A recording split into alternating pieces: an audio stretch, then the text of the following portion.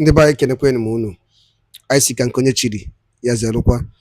Anyị si n'ụbọchị nke taa dịrị na anyị na mma, na ihe ya dịka echi na echi ada agwụ agwụ, otu anyị kwuru otu akọ ya dịrịrị. Ise ise ise. Dịka o si dị, ihe a bụ Eastern News 24 ka anyị si na-ewetara ya bụ ozi ọnụ ụjọ gị na ugbu a n'iru akwụkwọ gbasịta maka ya bụ ife unu na anụ na-eme n'obodo anyị nọ n'ime ya, anụ nwere onwe a na-azụ n'ala Igbo. Ya bụ ife ka na-ewetara na Eastern News 24.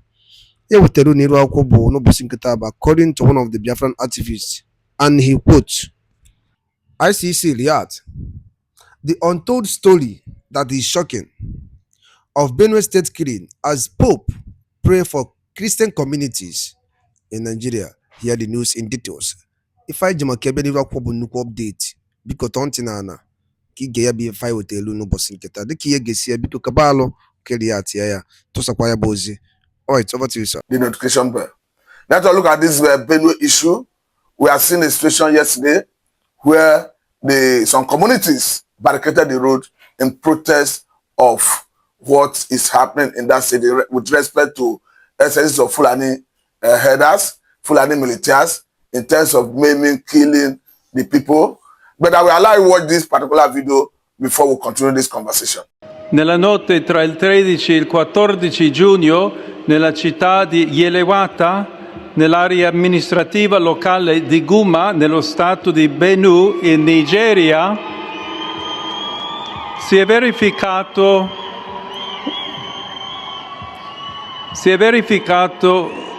un terribile massacro in cui circa 200 persone sono state uccise con estrema crudeltà, la maggior parte delle quali erano sfollati interni, ospitati dalla missione cattolica locale. Prego affinché la sicurezza, la giustizia e la pace prevalgano in Nigeria, paese amato e così colpito da varie forme di violenza.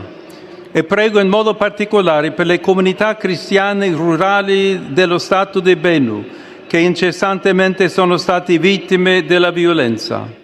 They are systematically taking over Nigeria, and they want to make Nigeria into a Muslim caliphate. And the Fulani ethnic militia, the Muslim terrorists, go into Christian villages. They're not coming in with cattle.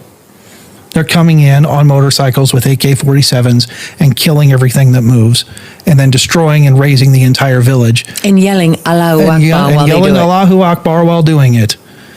And has nothing to do with climate change. These are nomadic herders that have 500-year-old view of cattle farming. Nigeria was 70% Christian. Amazing. Now it's 50-50. It's 50% Muslim, 50% Christian. Because they've been killing. Because they have been going back to their systematic jihad. Now, look, Islam has conquered every civilization it's touched since 640 AD through three methods of jihad. One, cultural jihad. We'll move in, we'll blend in with the population as we're a minority. Then they start gaining a population, having lots of kids. Then once they get a population, they do political jihad. All right? And cultural. Then cultural jihad. Then after political jihad, once they have the political cover to do the violence, they go into violent jihad and take over territory. And that is how they have systematically taken over all of northern Africa. Well, and what's particularly interesting when you dig a little deeper is that the Fulani tribe doesn't just exist in Nigeria. They're in Sierra Leone and Senegal and right across the border, right? I mean, throughout the center and east of Africa and west. And for some magical reason, every country they touch turns into war. Yes, and when you turns into genocide and turns into war. Every country that they touch. Okay, now you are welcome back. Let us look at this protest yesterday, because the way it is, the police have said they already arrested 14 persons, and from what I have here, I'm reading from the Punch newspaper, is saying 14 arrested after protesters set truck driver ablaze in Benue State. You go for that to say that Benue Police Command said it has arrested 14 suspects who hijacked the peaceful protest by some youths in Makode, the state capital, on Sunday. The suspects, the command said, obstructed the roadway in Akpi and outskirts of Makurdi forcefully stopped a truck and set it ablaze with the yet to be identified driver trapped inside. This is contained in the statement issued by the command's spokesperson, Udeme Edet, and made available to journalists on Sunday. She promised that the suspect would be prosecuted accordingly as investigations were ongoing to apprehend other culprits and instigators behind the violence. Now, let me bring in exactly the statement of the police. You see, the statement reads partly. The Benue State Police Command acknowledges a public demonstration that took place on Sunday, 15 June 2025, when a number of individuals gathered at Wurukum roundabout Makurdi to express grievances over recent security incidents in the state. While the right to peaceful protest is respected and protected, it is imperative that such expressions remain lawful and non-violent. Upon receiving intelligence regarding the protest, tactical teams were immediately deployed to monitor and maintain order. The Commissioner of Police, Benue State Command, CP Ifeanyi Emenari, in a display of proactive leadership, visited the protest site alongside Deputy Governor of Benue State, Barrister John Ode, in an effort to engage with the demonstrators and appeal for calm. Unfortunately, the crowd declined to be addressed, and the protest was soon hijacked by destructive elements who attempted to attack Deputy Governor.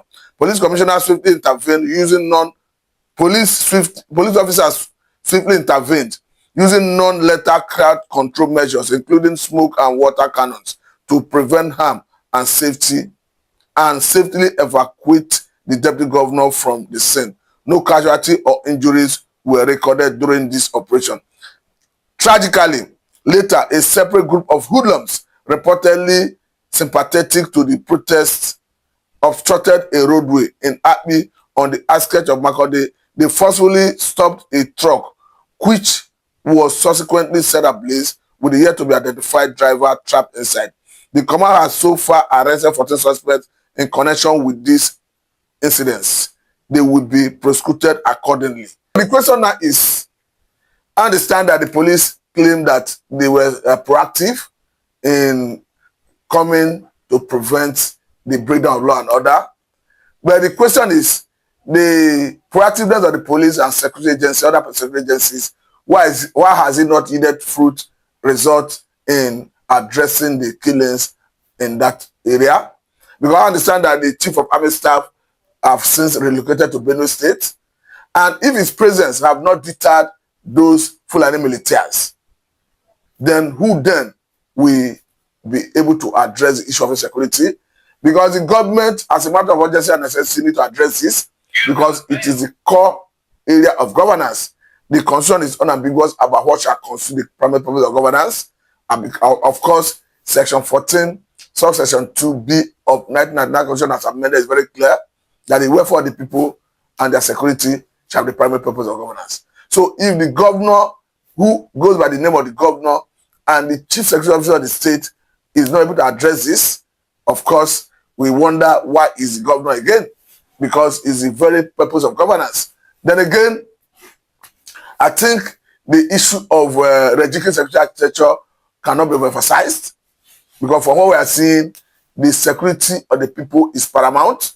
And if the police is not able to do it, perhaps because all crime is local, then I think there's every need to register security architecture and allow the state's government, who, of course, have some level of responsibility going by the Constitution, to parade some security power.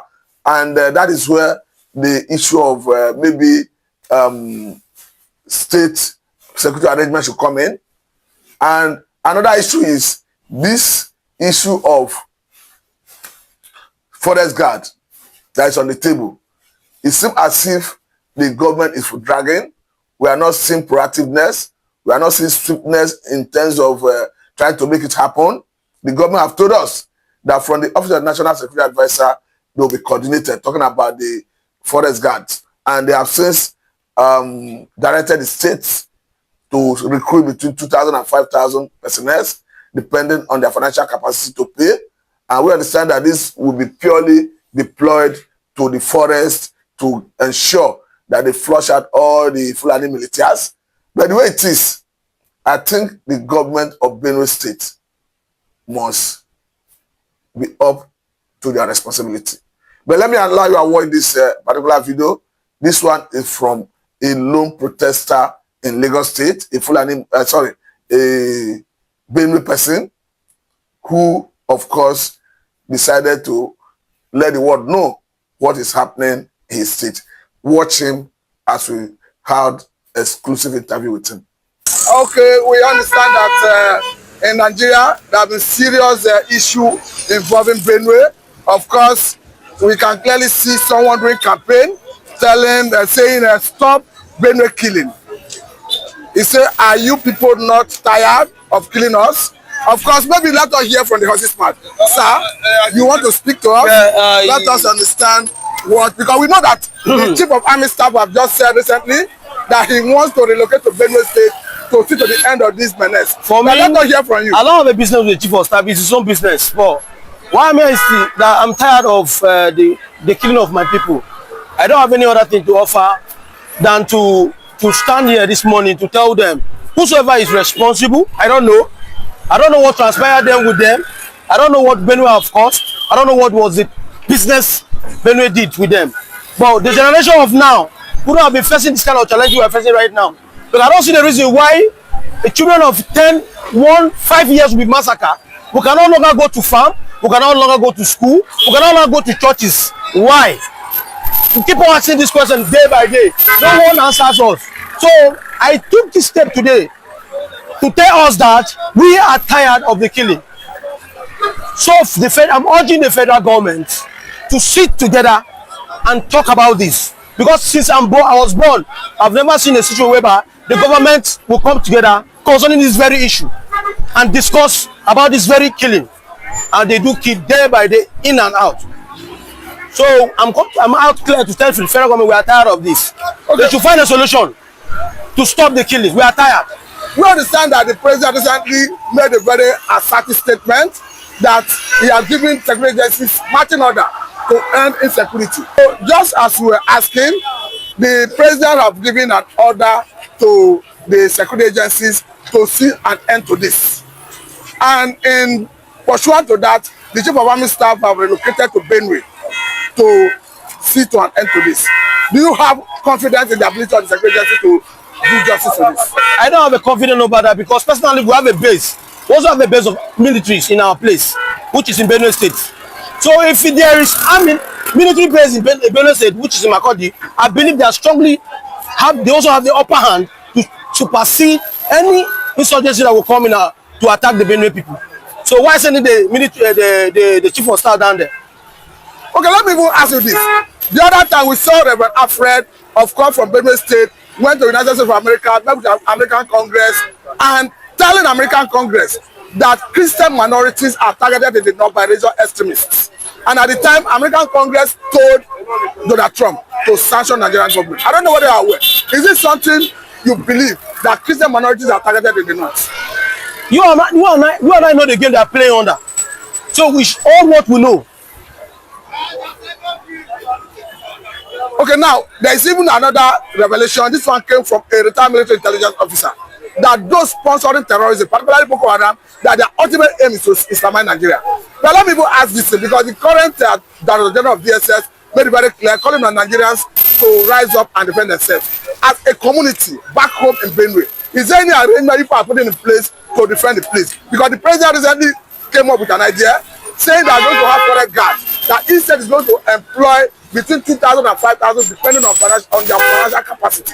Is this something people are looking towards to do a community arrangement to address this? Really, for me, if you ask me that question, I don't know if we have a plan. We have a plan like that, well known like that. Because personally, if any plan is on ground such, we could have been informed and we would be aware that this plan is being making place for the Benue people.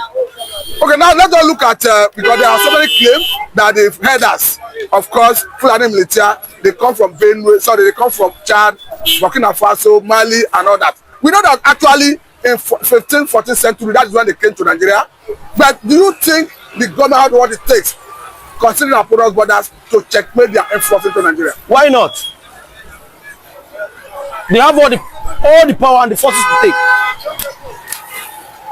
But as a person who from Benue, what is the most area that makes you worry about this? But the most area I'm worried about is about the killing. We are innocent over this matter. So why are they involving the little kids, the younger ones, the unborn babies? Why? Now let me go ask this. As a people, have you come under maybe through your local government, through your communities, to formally approach the local government and the state government? We understand that the governor has the power, right, to protect lives and property, going by his position as the governor and chief security officer of the state. Have you done anything like that? Personally, here we know I'm in Lagos, so I'm no opportunity to have the opportunity to make such a move. But if a move is being given by me, I think I will make a move. I think at this point I must let you go. Thank you very much. You're welcome. The world will hear from you. Thank you. And going forward, I think Mr. President will policy and do something about it. Thank you very much. Biafra evangelists, let us look at this serious protest in the north. This time around, led by a serving governor, Kabagala Zulu, the governor of Benue State. And this is not far-fetched. The party leadership under the leadership of Ganduje, the APC national chairman, went to Northeast yesterday to endorse Tinubu for second term 2027 election. And Shettima was conspicuously missing. There was no mention of Shettima. So the people revolt. And it took the effort of some agencies to whisk the governor out of the scene. Let me get your reaction. Yeah, good morning, good afternoon, good evening, good night, wherever you are watching us. My beloved brothers and sisters, I remember humble say one and the only BIAFRALAND evangelist. We are not two, we are one. I want to announce to you what happened yesterday. That protest shows that they voted for Shettima. They did not vote for Tinubu. So that is what it means. That is what it means. That is the message that they are passing across. That because of Shettima, we give you our mandate. Because of Shettima, we put you there. Because of Shettima, we mobilize and we convince our people, all our hand, our leg, was on the what? On the voting, the polling unit. Because of Shettima, for our brother to be there. Now you are mentioning Tinubu. They did not vote for Tinubu. They voted for Shettima. And the person they voted for, you people are doing campaign now, and you did not mention him. That means you did not recognize him. Moreover, before now, Shettima have already cried out that he doesn't know who is the vice president, whether Sheyi Tinubu or him, Shettima, is the vice president.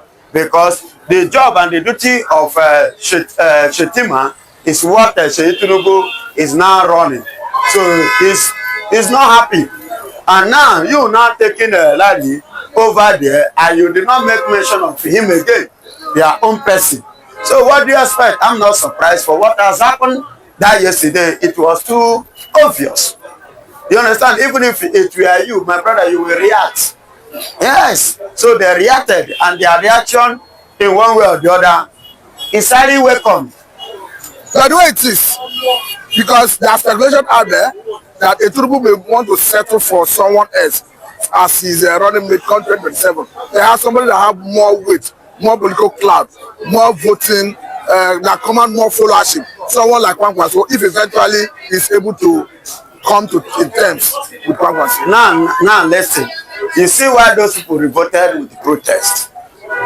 So there are so many things on the ground that provoke them.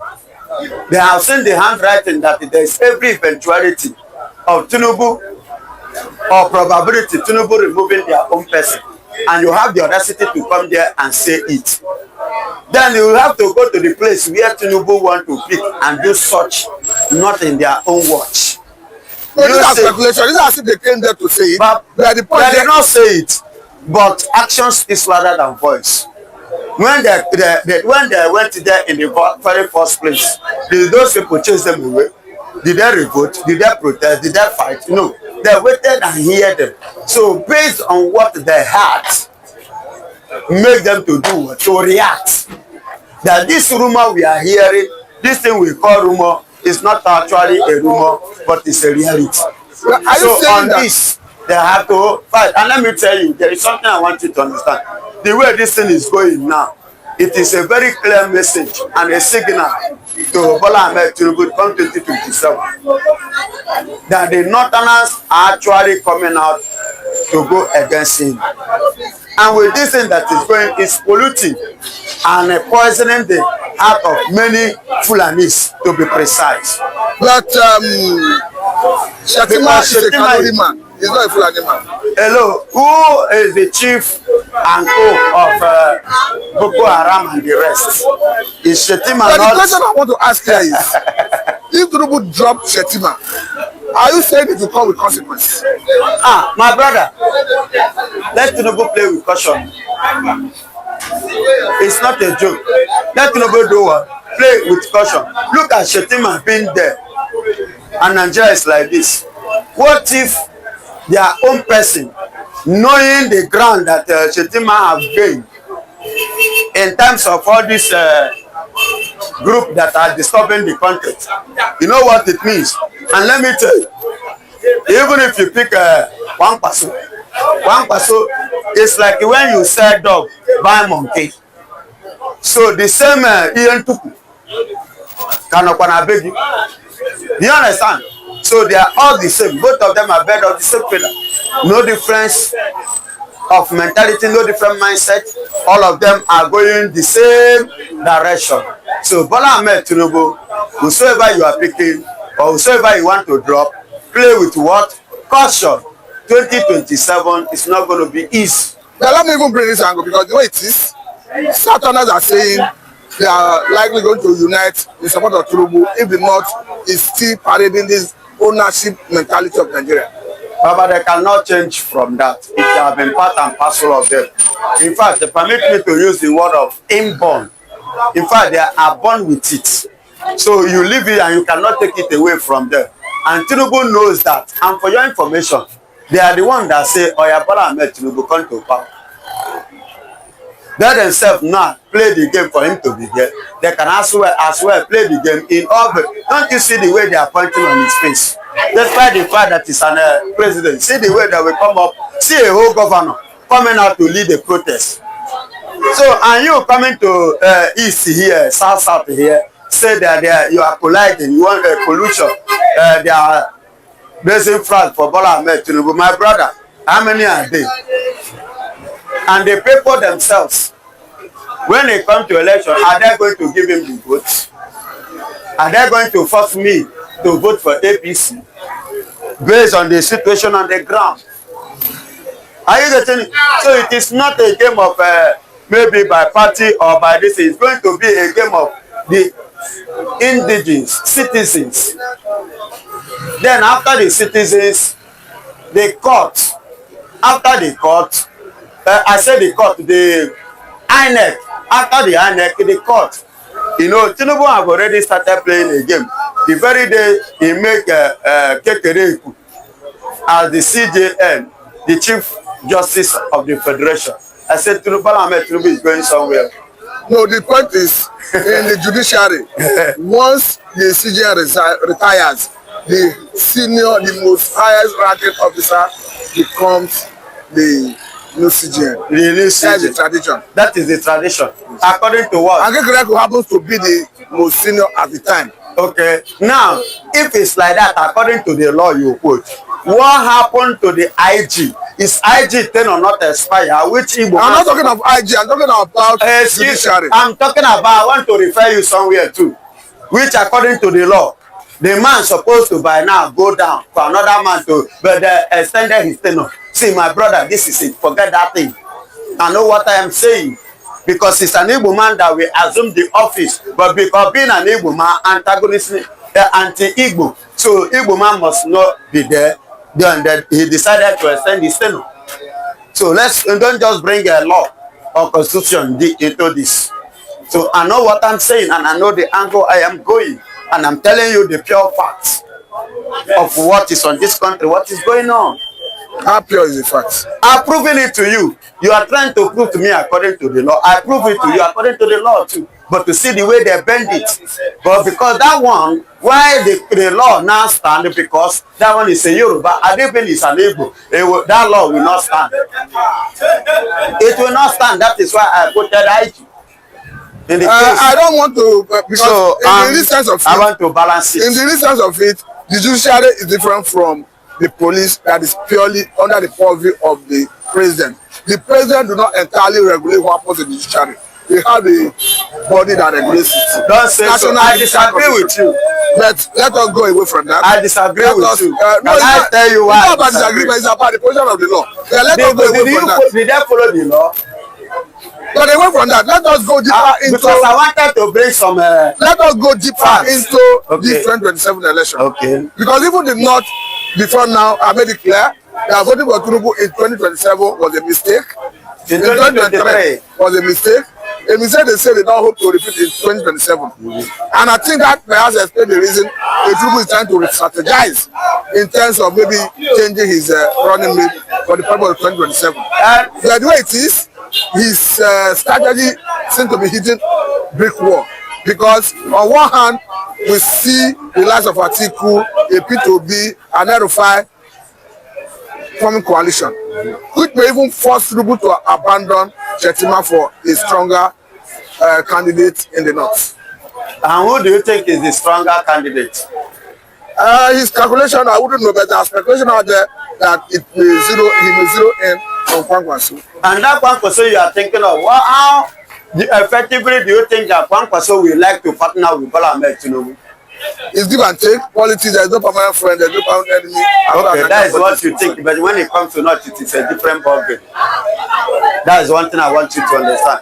It is what? A total different ballgame. And let me tell you, because of this, that is why Bola Ahmed Tinubu is trying to come to the east, to collide now. Now he remember us, he remember the southeast. But before he included, Baba leave that until 2027, may not to take over. They have been the one who let them. Well, let me ask you this question. Okay. Because there are speculation out there that the president or rather the government, they want to use Nnamdi Kanu to negotiate for 2027 vote from the southeast, the Biafran land. I've told you, think it will work? I told you before that the case of Nnamdi Kanu comes as a case of political. Tinubu is playing politics, and he wants to use Nnamdi Kanu to play politics. But I love one thing, Tinubu can only tell those like Ohaneze Ndojo Ndigo, those ones, so those elders that don't know their rights, he can use it as and those governors. But let me tell you, after the discipline Nnamdi Kanu or whichever way, in the name of giving him vote, I will not vote. We Biafrans will not vote for Tinubu. Even if Nnamdi Kanu is used as a bait. Even if you use Nnamdi Kanu, you cannot use our person like Nnamdi Kanu to play politics. Nnamdi Kanu is far above even the president himself in terms of, but there is what we call policy and principles and dignity. And you are using somebody like Nnamdi Kanu to play such game. That is a nonsense. So it means, you mean it will not work out? Kosheshe. Amamenata. Nnamdi Kanu is far above that level.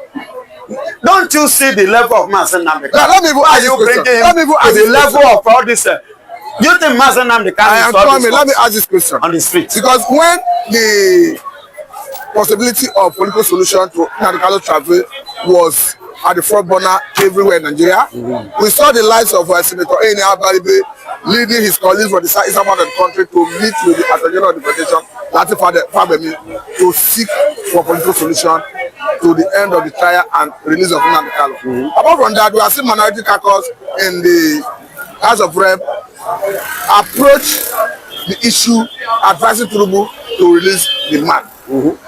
Now, unconditional. If in the event that Tinubu see that this election is coming close, and I leave vote for this region, I know that Nnamdi Kanu commands large followership.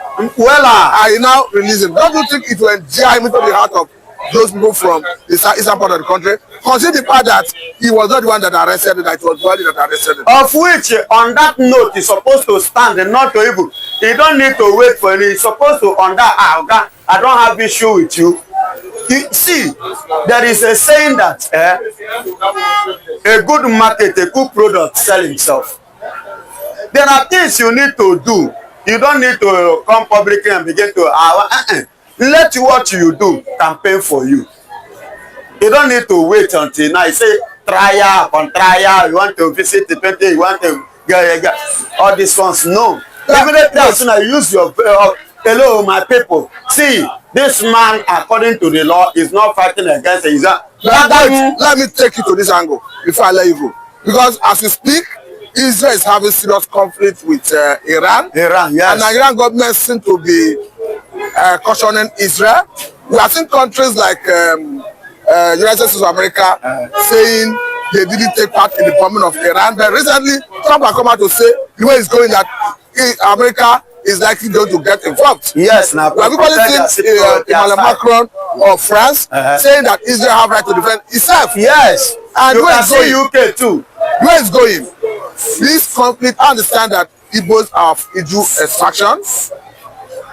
Seeing that the president of your country, Senator Bola Tinubu, is cautioning Israel. Nigerian president is not my president. He may not be on the part of Israel. What is your take as Igbo man? My brother, I will advise Nigerian states to stand by the side of this issue. They should not involve themselves. They should stand aloof. Yes. And watch. And watch. Because these are the big boys. They are the big boys. Okay, Nigeria is not among the big boys.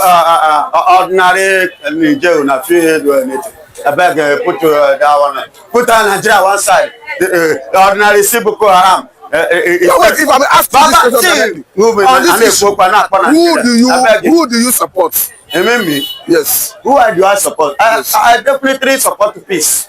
But anybody who... No, I'm talking about conflict between Israel and Iran. I do not support the conflict, but as it is now, the way the things is going, I'm a Christian, I follow Christian nation. Then in that case, who are you supporting? I'm supporting my brother, Benjamin Snatch, which is Benjamin Netanyahu. You mean he's your brother? My elder brother. In faith? I'm supporting him too. That's why I said that. So say that your own country is not on the same line with you. What is your advice to the government? My own advice to Nigerian government, stay aside. Our former president say, I step aside. Let Nigeria stand on the fence and be watching them, because those ones are two giants. That they are testing their strength and their power, which Nigeria is nowhere to be found in that aspect. So Nigeria should just and watch. Now, what do you make of the notion from some quarters that Israel is the aggressor? Ndị be anyị ngwadalụ dị nenu dịka unu si wee sola n'iru akwụkwọ n'ihe nke anyị na-eme na Eastern News 24. Ka efi were ikwu gbasịta maka ya bụ ife ndị a niile nọ n'iru akwụkwọ n'ụbọchị uhuruchi nke taa. Ka efi wee ikwu gbasịta maka ya bụ ife drọpụrụ ife iche n'ụdị nke gị ngwa nke mesịa na ụmụnne m.